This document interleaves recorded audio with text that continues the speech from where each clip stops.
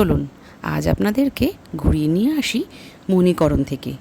এটি হিমাচল প্রদেশের কুল্লু জেলার পার্বতী নদীর তীরের উপত্যকায় অবস্থিত একটি শহর, যার উচ্চতা প্রায় 1760 মিটার। মণিকরণ থেকে কাসলের দূরত্ব প্রায় 4 কিলোমিটার। এটি একটি উষ্ণ প্রস্রবণ। এটি মানালির একটি বিখ্যাত তীর্থস্থান। এখানে দেবাদিদেবের মন্দির আছে, এছাড়াও কৃষ্ণ ভগবানের মন্দির আছে। তার সাথে আছে শিখ ধর্মের গুরু গুরু নানকের গুরুদ্বার, যা কিনা দেখার মতন সুন্দর। এই গুরুদ্বারে কেউ খালি মুখে ফেরে না।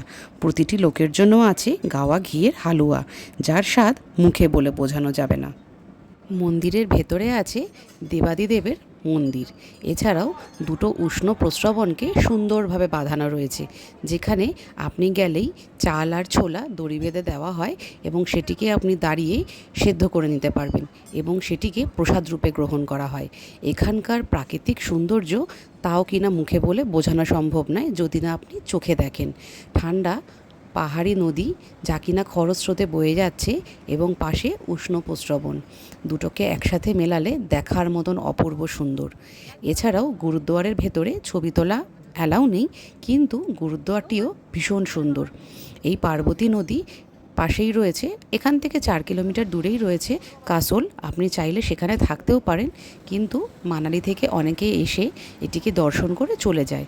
আমরা কিন্তু কাসলে একদিনের জন্য ছিলাম। কাসলে রুম ভাড়া খুবই এক্সপেন্সিভ, তাই জন্য বেশিরভাগ ট্যুরিস্ট এখানে থাকতে অতটা স্বচ্ছন্দ বোধ করেন না। এছাড়াও বিদেশিদেরই বেশি সমাগম হয় কাসলে।